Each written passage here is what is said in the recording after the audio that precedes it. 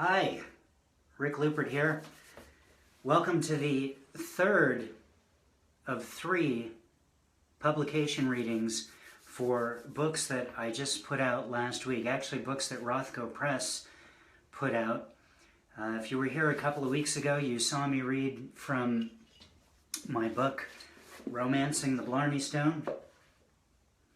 And week before that, I read from my book, Professor Clown on Parade. And this week, I'm going to read from the third and final book that was released a few weeks ago, Donut Famine.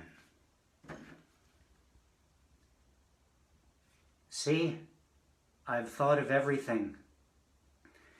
So, happy to have you here with me.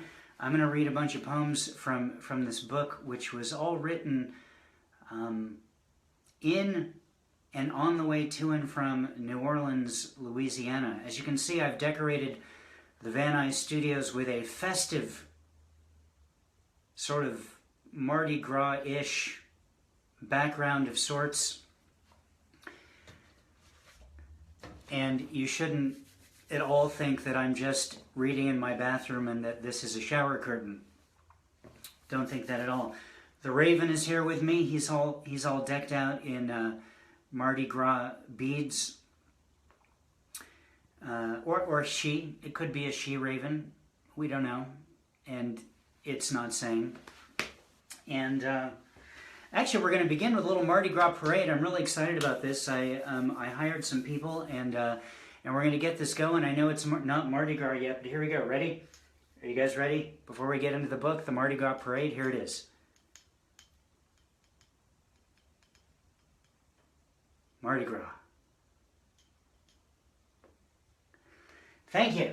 That was a Mardi Gras parade in celebration of me reading poems from my book Donut Famine, written in New Orleans and on the way to New Orleans. Why New Orleans, people ask. I've been putting out a travel book every year for a while, except for the 2 years I skipped, which is why we just put out 3 of them. New Orleans is the kind of place... Raise your hand if you've been there. Okay, that's a lot of you. A lot of you have been to New Orleans. Cool. Well, if you've been there, you probably know it's a pretty special place. And I'd always wanted to go there, and we decided we were going to take our vacation there. 2 things about it. One is, anytime I talked with anyone who has been to New Orleans, in particular people who are not Americans, they always point to New Orleans as kind of a special and awesome place amidst all the places that there are in the United States.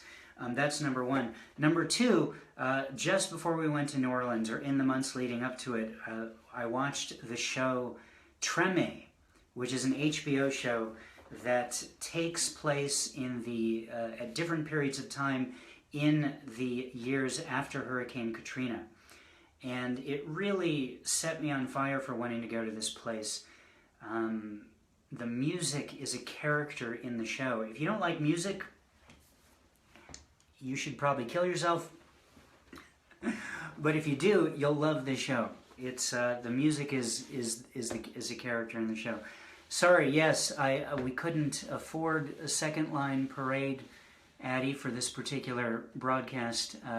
Maybe we'll sell a few more books and we'll get a second line parade going.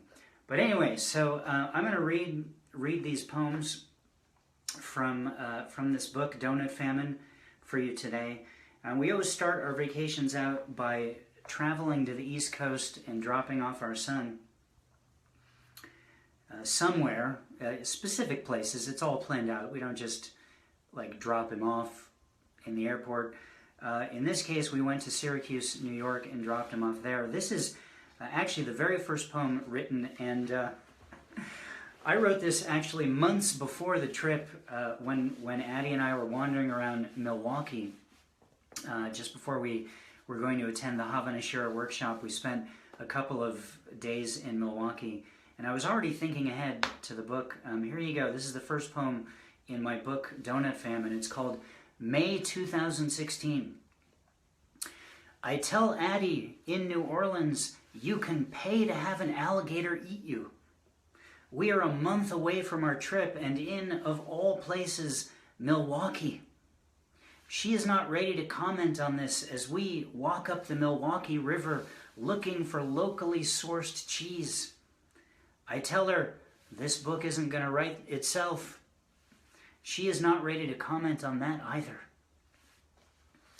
So there you go. That's the first poem. Here's the second poem. This one was written... One of the interesting things about this book is we had to fly to a lot of different places. We had to fly to Syracuse to drop our son off there, and then we had to fly from Syracuse naturally to New Orleans, because if you're going to New Orleans from the West Coast, you should, of course, fly through Syracuse, New York. So every time we took a flight, there's a poem about the flight. This one is called Flight Number 1. 1. A woman seated behind me accidentally brushed my hair with her left knuckle. She apologized, but sometimes that sliver of human contact makes all the difference. 2. Everyone is in the best mood ever. I wish there was a way to intonate sarcasm in typing. 3. A flight attendant informs the first-class cabin she will not have time to serve a pre-departure beverage. I don't know how those people survive in those kinds of conditions. 4. Addie and I add our fingers to each other's phones. Shared Touch ID is just one of the ways we deeply intertwine. 5. We're in an airplane without TV monitors or in-flight Wi-Fi, which is, I assume, how cavemen used to fly. 6.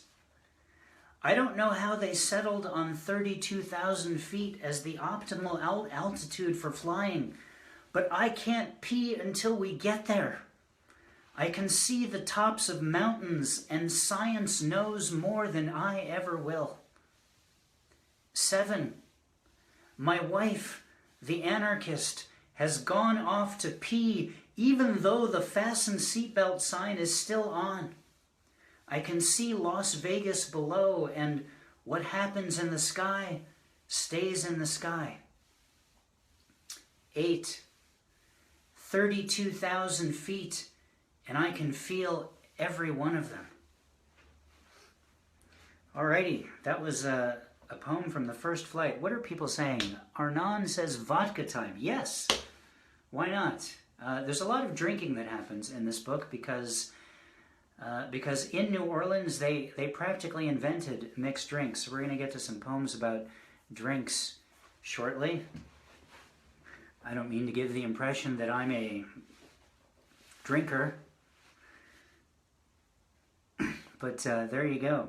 Thank you for the clap. And thank you, Maria, for that comment. All right, moving along. We arrived in Syracuse, New York. If you watched the video last week, or 2 weeks ago, I should say, in Syracuse, I wrote and read a poem about how we left the remains of my mom there, and that poem appears in the book Romancing the Blarney Stone. So here it is a year later, and we start our trip with a couple days in Syracuse, New York, and I go back to the cemetery where I had deposited the ashes of my mother on top of her parents' grave, and this is the poem that I wrote about that. Well, that is, we deposited them the year before. This is about visiting that spot a year later. It's called We Visit My Mother at Poily Tzedek Cemetery. She's right where we left her a year ago. The winter and the rains didn't quite do the job I thought they would. Another man's gravestone is leaning up against my grandmother's in a manner I can only guess my grandfather wouldn't have approved of. We search for evidence of their parents in this field of the dead that started with the Scottish, whose stones have yielded to the uncleared weeds of spring. The Jews have made good use of the lawnmowers of Syracuse, and you can see evidence of ancestors all the way up to where the top of the hill meets the sky. Our son wanders into an Orthodox family ceremony, either an unveiling or yahrzeit. He doesn't know. He just sees people and knows he's one of them.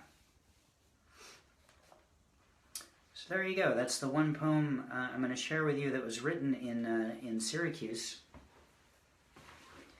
Moving along on this trip, we left our son in Syracuse, again with relatives,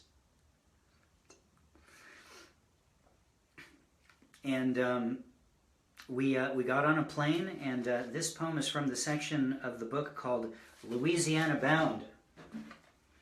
Can you? Oh, the lights. There you go. Oh wait, I can't. There it is. Each section has a picture in it, so if you don't like to read, you could just flip to the pictures and look at them. I've thought of everything.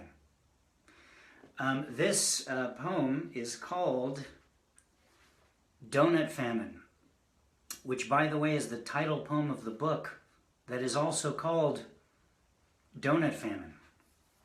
This was written in the Syracuse airport. 1. Dunkin' Donuts in the Syracuse airport is out of donuts.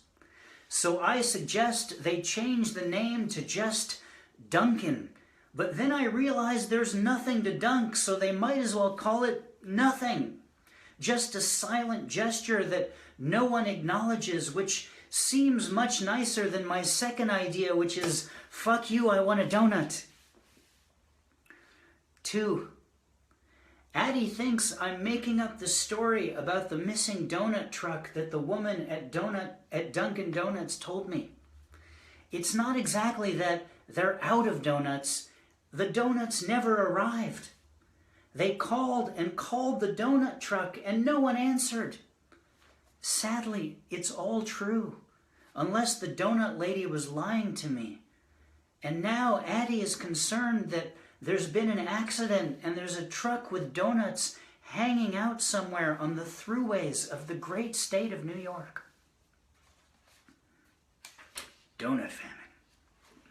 Well,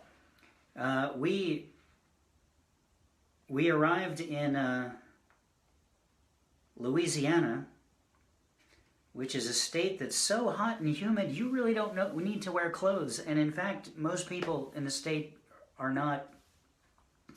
If anyone from New Orleans is or Louisiana is watching this, please don't correct that. Just assume that's true for everyone. And we spent a couple of days in Baton Rouge. And this is a couple of poems that were written in the capital city of New Orleans. Here's a picture of bunnies.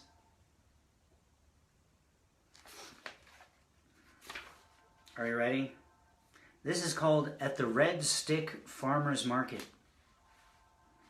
1. A lot of these poems are numbered for your convenience. 1. I asked the lawyer standing at the counter at our breakfast place if I can sue them for not having the potatoes which were listed on their website. He says, yes, and we all have a good laugh, but then he secretly slips me his card. 2. It wasn't easy to choose between the table with the painting of the watermelon, the one with the strawberries, or the one with the sunflowers. Ultimately, we went with the strawberries for mundane reasons I won't bore you with, though send me an email if you'd really like to know. So far, no one has sent me an email, and I actually don't remember what those reasons were. It was a cool little market, the Red Stick Market, and all the tables were painted in delightful things, and you had to choose which one you were going to sit at. I think I may have made a note somewhere as to what the reasons were. So if you do email me to find out what they were, I suppose I could look it up or do research or just make something up. Congratulations, Danielle, on the new donut that's inside you. Here's another poem written in the city of Baton Rouge. Baton Rouge. This is we went to a museum called the Capitol Park Museum, and we were in an exhibit for Hurricane Katrina, and this is what I wrote there. This is called When the Water Comes. When the water comes, we'll be wearing capris. We'll need to get the canoe out from behind the door at the art gallery. We'll take it seriously. When the water comes, the man in the next room will be quiet. The shampoo will be where it's supposed to be. The loose clothing we wear to tolerate this weather won't help. When the water comes, people, will finally update their websites. Museums will stay open at night. The railroad track won't frighten us. When the water comes, you'll get a silk tie with any animal you want on it. The second line parades will happen year-round. Your neck pain will disappear. When the water comes, by definition, the drought will be over. Your accent will not define you. You will go to sleep, and when you wake up, it will still be there. All right, well, that's a lot more poems are written in Baton Rouge. Does it help you understand what city I'm in better when I say it like that? Should I get closer? Baton Rouge. I hope that was helpful. We left Baton Rouge and we started to make our way to New Orleans, and we visited a couple of plantations on the way. Here's just a couple of poems from the trip to between Baton Rouge. Thank you all for the. I've been working on that accent all week, just for this. Here's a couple of poems written on the way to New Orleans. This is called Premonition. White shirt, black coffee, later green mint julep, disasters coming to the bayou.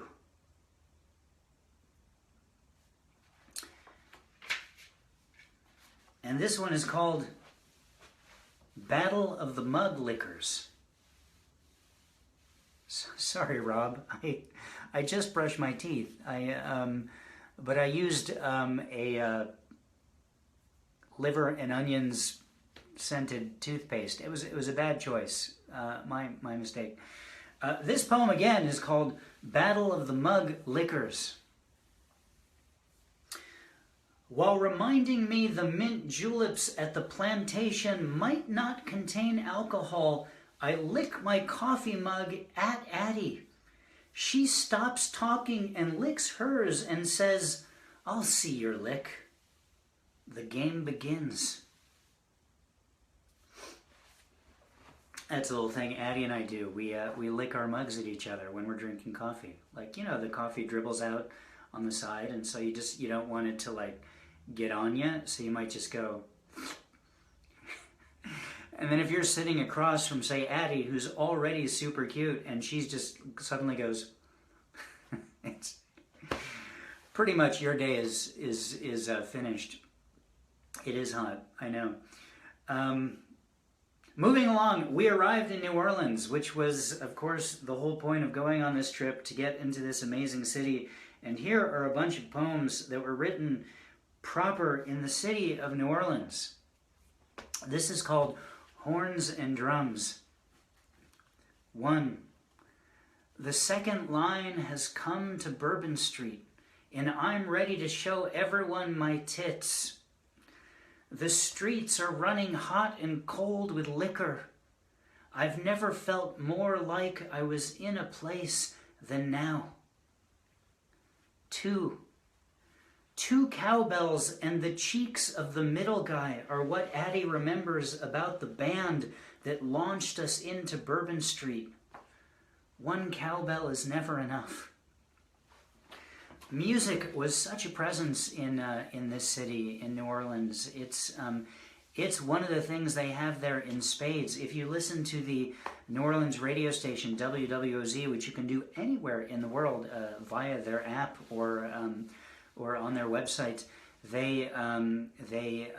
every hour on the hour, the music calendar for that evening comes up. And it doesn't matter whether it's a Monday in the middle of winter or a Friday night in the middle of July. The music calendar goes on and on every single night, listing so many venues and the bands playing there at 9 o'clock, and then the other bands that are playing there at 10 o'clock, and it goes on and on and on. There's so much music there. So how about a song? Why don't here, hand me an instrument, would you? Okay, thanks. Not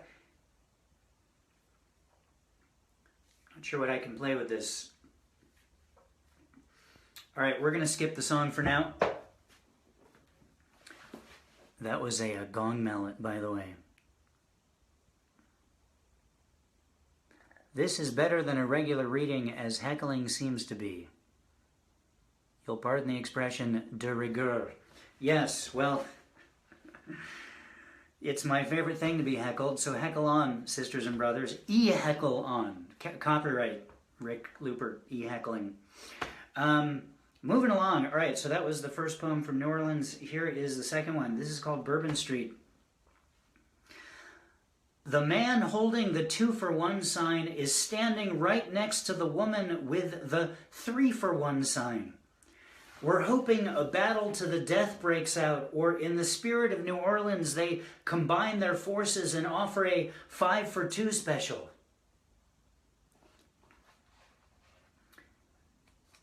No, Bourbon Street is awesome, by the way. We didn't go into a single place inside Bourbon Street. Not exactly our style to wander up and down the streets with giant mugs of beer that are shaped like asses. But it sure is a fun place just to be and stuff. It's not true. We did go into the Absinthe Bar on Bourbon Street. But that's because that's where it was, not because we needed to go into a venue on Bourbon Street. Of course, we went to Café du Monde and had beignets and chicory coffee. This poem is called Café du Monde. I will, Rob. I will do that later. I'd like to describe the experience of beignets and chicory coffee at Café du Monde. Our waitress is 100 years old and the queen of Asia. I see a man open his mouth wide to take a beignet in there, leaving residue of powdered sugar when he's done. Our beignets come and I become the man whose face is covered with sugar while people less experienced than I look on. Look, there's a baby having his first beignet, or maybe it's hers. Who can tell these days? Alrighty. Shadi asks, do you still poem? Yes. Yes, Shadi, I still poem. I poem right now. Poem in book, me do. And nice to see you. Thanks for tuning in. Moving along. Where was I? Oh, yes. Speaking of drinking, one of the things that we did in New Orleans is every night my wife was with me, but she didn't really drink, is we went on kind of a self-imposed cocktail tour. And why would we do that there? Because New Orleans is basically the place where mixed drinks were invented during the Prohibition time. So a lot of drinks originated there, and so every night we went to a different place where a particular drink was invented, and we had a great time being in all these places. It may sound like I'm a crazy drinking guy, but I'm really not. Having one drink a night is kind of like going overboard for me. So I guess in New Orleans I went overboard. I don't really drink that much, and I did have one drink a night in New Orleans, and most of them were pretty good. And in the book, there's a poem for each of these drinks that I had, and we're going to get to a couple of them, including this one, the Hurricane, which I had some of right from O'Brien's Cafe, or it's not a cafe, it's a bar right right off of Bourbon Street. I think it's on St. Peter Street. I'm not sure because it's been months, but we'll look it up on a map later for you, right after I show Rob my tits. This one is called Hurricane. Standing at line at Preservation Hall on St. Peter Street. Oh, it's right there. Never explain your poems, because it's all in there. Standing in line at Preservation Hall on St. Peter Street. I've already thrown away the Hurricane from 2 doors down.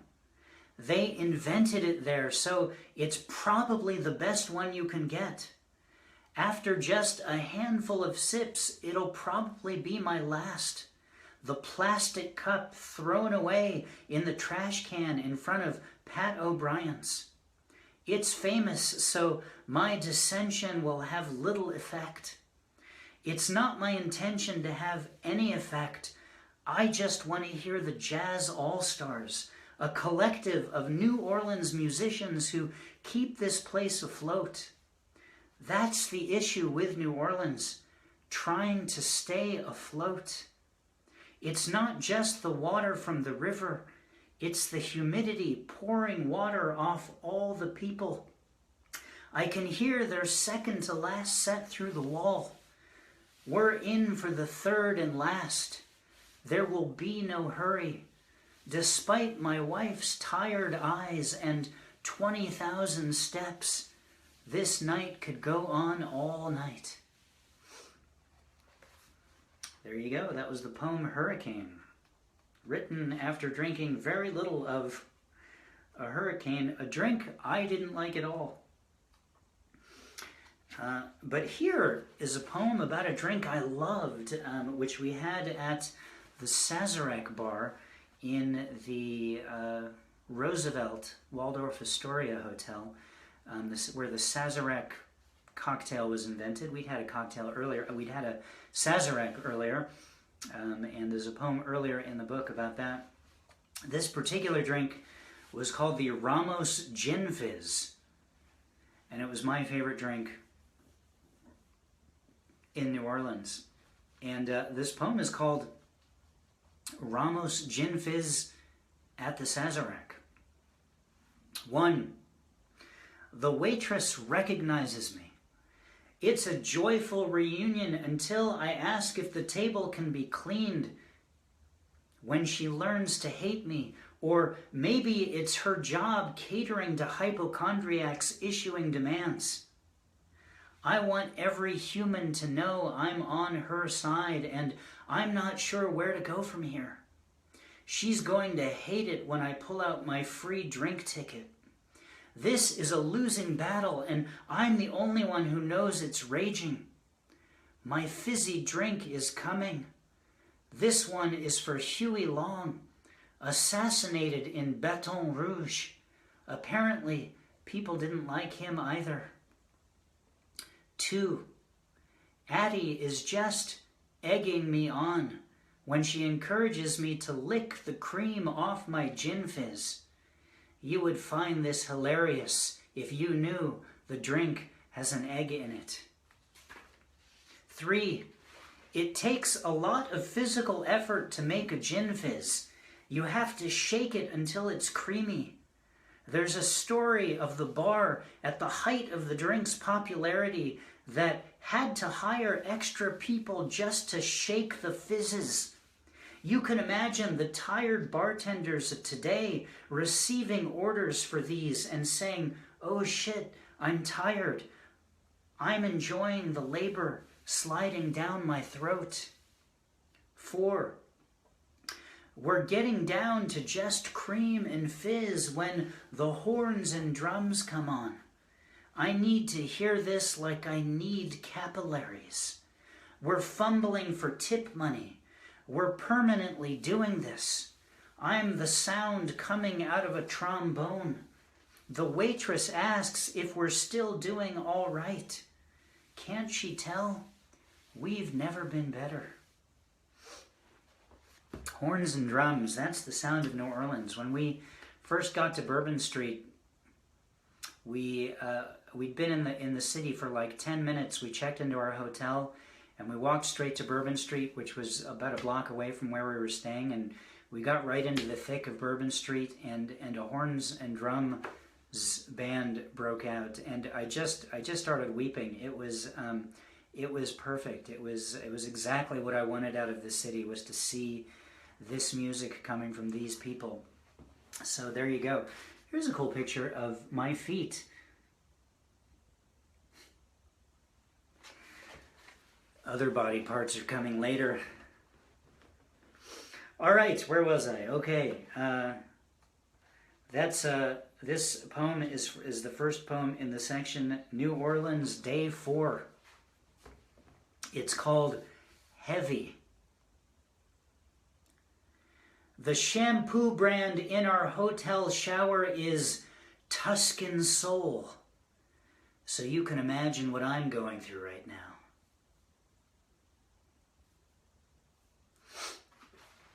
All right. I'm just going to do like 60 or 70 more poems, so hang tight. This is called I Can Dress Myself, and I hope you're all proud of me at the end of it. This one, did I already show you? Oh, here's the picture for this. This is a picture of a giant insect that landed on my knee in glorious black and white. Where was, oh yes, the poem is called I Can Dress Myself. We're heading to a swamp today, so I ready my outfit, which consists of alligator paint and leaves, all of which is quickly vetoed by Addie. Actually, she's having breakfast downstairs, so I just assumed she would veto this.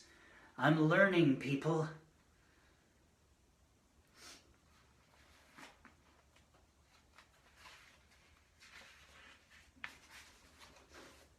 Of course, as a poet, our primary... thank you, Danielle. It's a dragonfly.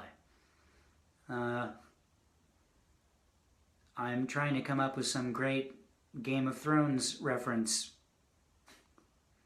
but I can't. So pretty much I've just failed. As a poet, pretty much our job is to remind everyone that we're all going to die someday.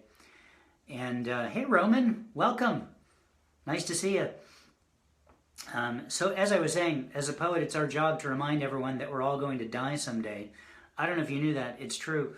I wrote this poem after, I think that dragonfly picture, we went on a trip to the swamp. We went on a swamp boat tour, and while on the boat, this dragonfly, thank you, Danielle, landed on my knee, and I took a picture of it. And I wrote this on the bus on the way back from the swamp to New Orleans. They have buses which will take you right to the swamp and back. So this is called When I Die. When I die, have a jazz funeral. Second line it. Make it funny. Guys dressed as Groucho. Rainbow suspenders. Comic arrows through their heads. When I die, bury me in an above-ground cemetery. Put up a ladder so people can climb up and see as far as they can see. When I die, turn my house into a museum. Let people open the cabinets and see how I hid the curios from my travels. Let the smaller ones try on my outfits. Make cat petting a free add-on experience. Actually, make that mandatory. When I die, take my wife in your arms. Don't let her feel alone.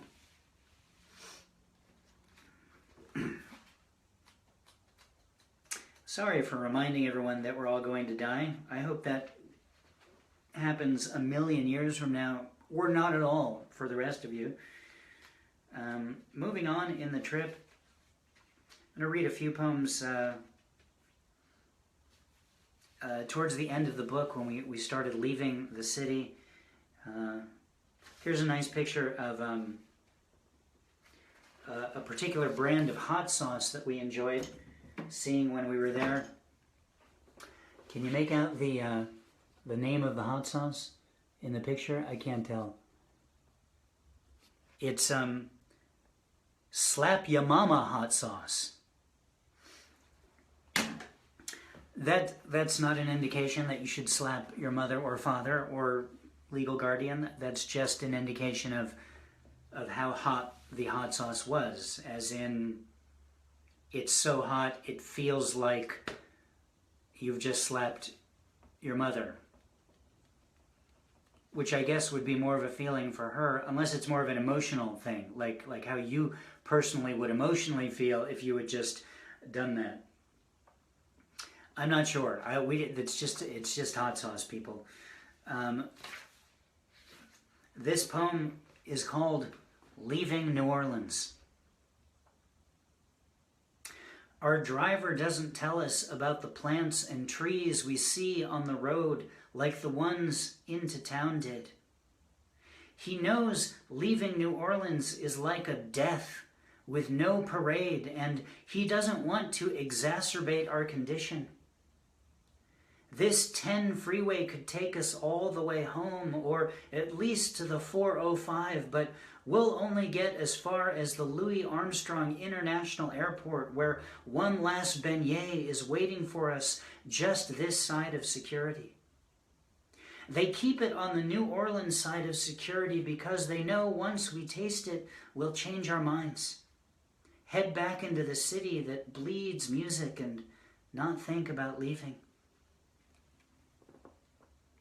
No, Dirk, I am not promoting elder abuse. Thank you for making me clarify that in case anyone else is concerned. Nice to see you, by the way. It's been like at least 65 years since I've seen you. Nice to see you again. So we shouldn't slap our mamas. No, you should not. Unless it's... No, I'm not even going to go there. Never mind. You should not, under any circumstances, slap your mother. Roman, I read better than you thought. Thank you. Thank you. Decades indeed, Bruce. The need for hot sauce names to incite violence only in America. Yes, it's true. If you live in LA, as you might, Michelle, if you head to the farmer's market, there's an entire hot sauce store in the farmer's market on this is how I'm indicating a street, by the way. This is the international symbol for street on Fairfax Avenue. It's a hot sauce store right in the farmer's market, and there's all kinds of really cool names there, so your pride in America will increase more. I hear the slap your mother-in-law sauce is the best. I didn't try it, so I'm going to have to take your word on that. I've just got a few more poems, because I know you all have to get to dinner. I don't know what you're doing. You got to get somewhere. But I appreciate you tuning in and listening. As I mentioned earlier, there was a poem for every one of the flights that I went on. We're skipping a few flights here, and this was the flight out of Louisiana. This is called Flight Number 5. We lift off Louisiana ground. This is really happening. Clouds try to steal my last view of the city, but they can't. I can see the art museum and its sculpture garden, the Superdome, repaired after a decade-old memory of high winds and refugees. There's the Mississippi. We'll fly over her one more time in a couple of days. The clouds win, or maybe it's the growing distance. Bridges over Lake Pontchartrain. I've been there. Addie tells me this city makes me weep. Did I already say that? It's worth saying again. It did make me weep. Every time I think about New Orleans, it makes me weep. Here in Los Angeles, I frequently, this is not an exaggeration, will just put on the New Orleans radio station, and the Bourbon Street cam and just kind of meditate on all of that for a while, because it's a cool place. Here's a picture of a lion licking its paw. Why? Because, of course, on the way back to Los Angeles, we flew to Pennsylvania, naturally, where our son, who, as you may recall from earlier in this very broadcast, had been dropped off in Syracuse. Magically, he'd been transported to Allentown, Pennsylvania, and so we went to spend a couple of days there to retrieve him and spend time with Addie's parents. And so here's a couple of poems from that. And these are the last two poems I'm going to read for you. This one is called Flight Number 6. Nothing worth mentioning happens on flight number 6.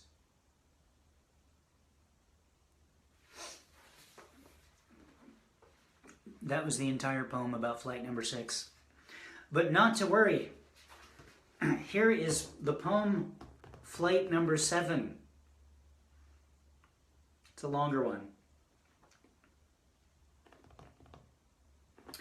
This begins and ends on an airplane. Even the Pennsylvania sky has a hard time with this ending. It pours tears on our car. Soon America will go by our coach class windows. Mountains and cities we have yet to visit. Rivers we have yet to cross or stand next to. The Mississippi is in our future. Maybe 6 hours away. I'll drop this poem from the plane. Don't ask how. Let it ride from the air down to the water. Float on a frog down to Louisiana. Let someone see it from the steamboat Natchez. Let it float to the shore where another visitor will imagine its origin. I'm already over the desert. The expanse of Los Angeles is all anyone can see. We descend. It swallows us. Who knows the next place that will steal our hearts? Scotland, the Carolinas.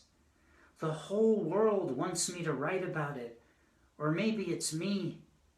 Until next year, my fingers are ready. Well, there you go, ladies and gentlemen. That is a bunch of poems from my new book, Donut Famine.